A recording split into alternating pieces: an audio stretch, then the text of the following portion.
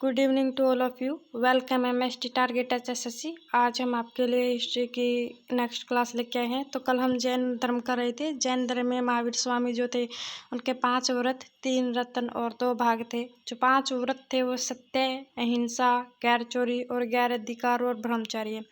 जो सत्य, अहिंसा, गैर चोरी और गैर अधिकारी पार्श्वनाथ ने दिए थे, जो 23वें तीर्थकर थे, और जो ब्रह्मचर्य है वो 24वें तीर्थकर महावीर ने दिया था। त्रिरत्न थे इनके सम्यक ज्ञान, सम्यक आचरण, सम्यक दर्शन थे। और 2 भाग थे इसके। श्वेतांबर जो सफेद वस्त्र पहनने वाले थे वे श्वेतांबर थे, और दिगंबर जो बिना वस्त्र वाले थे। और जो श्वेतांबर थे उनको स्थूल भद्र कहा गया है, और दिगंबर को भद्रबाहु कहा गया है। बौद्ध धर्म जो है कपिल वस्तु एक नेपाली थे, राजा थे शुद्धोधन, और महामाया रानी थी पत्नी, और उनके घर 563 ईस्वी पूर्व में लुम्बिनी में जन्म हुआ था सिद्धार्थ का। जन्म के 7 दिन बाद महामाया की मृत्यु हो गई थी। महामाया की बहन प्रजापति ने गौतमी से शादी कर ली, और जो इनका सिद्धार्थ का पालन पोषण है वो उनकी सौतेली माँ ने किया था। 16 वर्ष की उम्र में शादी हुई थी इनकी। सिद्धार्थ को जब इसकी जन्म कुंडली दिखाई गई थी तब ये कहा गया था कि या तो ये राज करेगा, अगर इसने दुख देख लिया तो ये ब्रह्मचारी बनेगा। तो इसको राजा ने कभी दुख देखने ही नहीं दिया, इसे कभी बाहर नहीं निकलने दिया, इसे सब सुख ही सुख दिए। तो 16 वर्ष की उम्र में इसकी शादी हो जाती है यशोधरा से। 28 वर्ष की उम्र में एक बेटा हुआ था राहुल।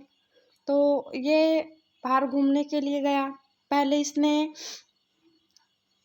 जो सिद्धार्थ का साथी था चन्ना, ये रथ में पहली बार घर से निकला था यात्रा पर। और इसका हृदय परिवर्तन करने वाली घटना कौन सी थी? सबसे पहले इसने एक बूढ़ा देखा, तो ये चन्ना से बोला कि ये क्या है? तो चन्ना ने बताया कि वृद्ध अवस्था है, बूढ़ा है। तो सिद्धार्थ ने बोला क्या मैं भी कोई बूढ़ा होऊंगा? चन्ना बोले हाँ। फिर इसने एक बीमार को देखा, फिर इसने एक शव यात्रा को देखा, और फिर इसने सन्यासी को देखा। 29 वर्ष की आयु में गृह त्याग दिया इसने।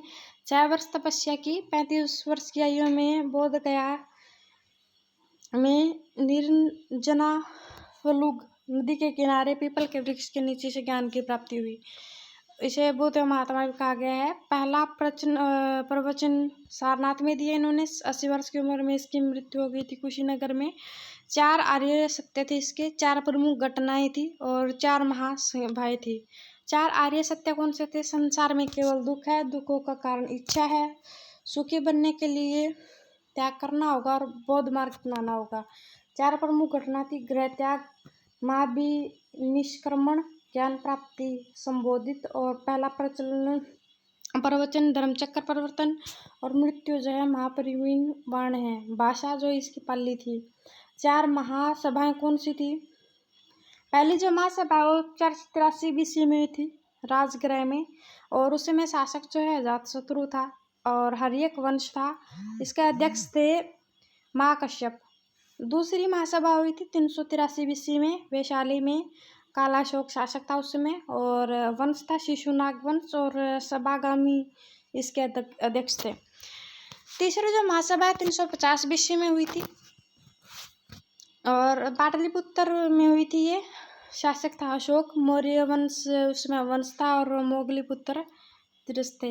चौथी महासभा 7200 ईस्वी पूर्व में हुई थी कुंडलग्राम में। कनिष्क उसमें कनिष्क का शासक था, और कुषाण वंश था। वसुमित्र इसके अध्यक्ष थे। महाजनपद काल जो है 16 महाजनपद थे। शक्तिशाली होने के कारण मगध की राजधानी पाटलिपुत्र थी, और नदियाँ जो है नदी के किनारे थी। राजगृह जो पहाड़ियों में पड़ता था, और तो इन जो महाजनपद काल की मगध था वो दोनों तरफ से सुरक्षित था। जंगलों में हाथी थे, इस कारण मगध सुरक्षित था।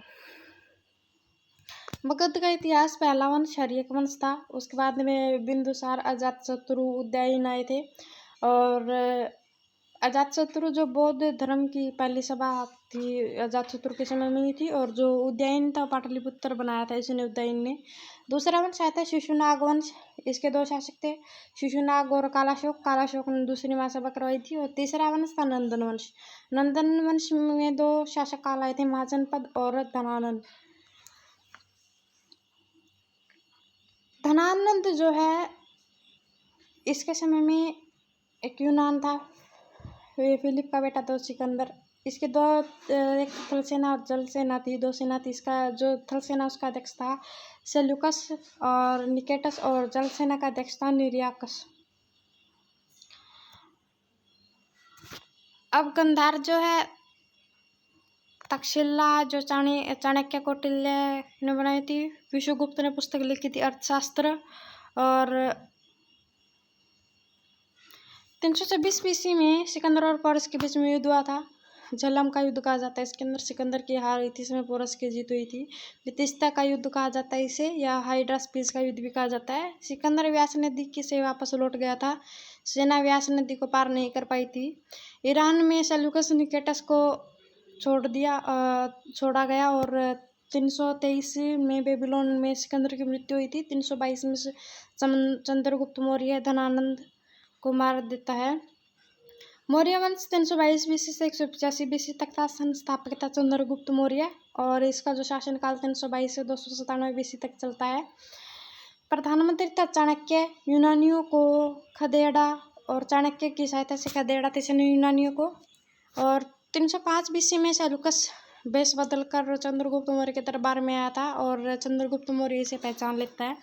305 में युद्ध की जगह संधि हुई थी। सेल्यूकस निकेटस ने 500 हाथी मांगे थे, और चंद्रगुप्त मौर्य को सेल्यूकस निकेटस की बेटी को पसंद करता था, और दोनों ने शादी कर ली थी। Thank you so much. अगर आपको वीडियो अच्छी लगी तो शेयर सब्सक्राइब जरूर कीजिएगा।